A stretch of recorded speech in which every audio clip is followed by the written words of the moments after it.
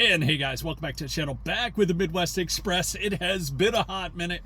I'll tell you, today I have Uber, Lyft, DoorDash, Grubhub, Instacart, Ship Shopper, all turned on, and there hasn't been anything worthwhile doing.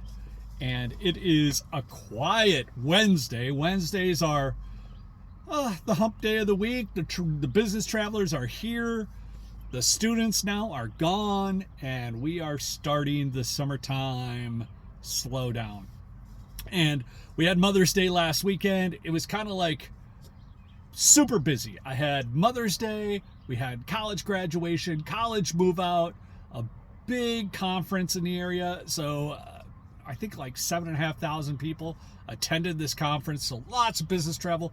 It was really a great week to make money last week. But I think that now the slowdown is going to start. And during the summertime, I have to shift to nighttime. If I'm going to do gig work, I have to drive in the evenings during the festivals. The daytime drivers, there's just way too many. And now even with the nighttime drivers, there's pretty much way too many. I know a lot of drivers that have quit, but I also know of school teachers that are now getting into gig work in my area. Wendy's is closed, an Outback Steakhouse is closed, 2 McDonald's have closed. There is a constriction of retail in my area, and places that were booming, 12 months ago, 24 months ago, the restaurant industry is very challenging right now because prices are still high. Today, the inflation rates came out and they said, hey, it looks like inflation's cooling, which the stock market loves that idea. But the reality is, although things are not going up, they are definitely not coming down in price. Gas has got a little cheaper. Rent is kind of stabilized, I think, and mainly because there has been a big march to build affordable living in our country. Around my area, there has been numerous apartment buildings built everywhere. And right now, with all the college kids leaving, rentals are abundant.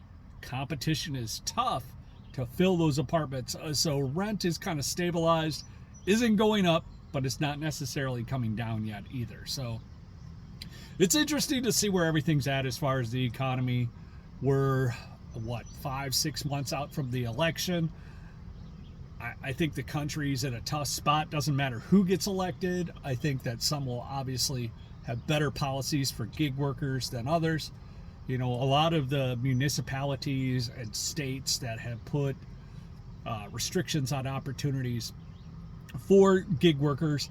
And when I say restrictions for opportunities, what they're doing is when they increase the minimum wages and they set the prices and they don't let the free market talk, it drives less people to use our services as a gig worker. And a good example, just because the cost of food and the markups using the gig apps, I have all these apps on right now. Nothing is dinging. Nothing is going off this morning. And everything's just so expensive, nobody wants to pay the extra. I think that if there is any kind of gigs out there, mainly right now, it's going to be Walmart Spark. Walmart Spark, though, has lowered the base pay significantly, and it's tough because Walmart is a membership-based thing with Walmart Plus, so you get a lot of people that already pay for their membership, and they don't necessarily feel like they need to give a tip, or they don't tip as much. So it's a tough time to be in gig work, and I don't recommend it for anyone. If you are still here, I think that you are a grinder, a hustler, a person that's out there to kind of get it and get it usually as a side hustle. And I really don't think these gig apps are good side hustles nowadays. I think that there is a lot of people looking at other gigs and other opportunities to make money, other part-time jobs, and we'll see if that's even available. I know several drivers that are leaving gig work, gone to permanent W-2s, getting jobs for the state, kind of looking to solidify something again, because everybody knows the job market's getting tougher. There are lots of jobs, but usually they're part-time jobs.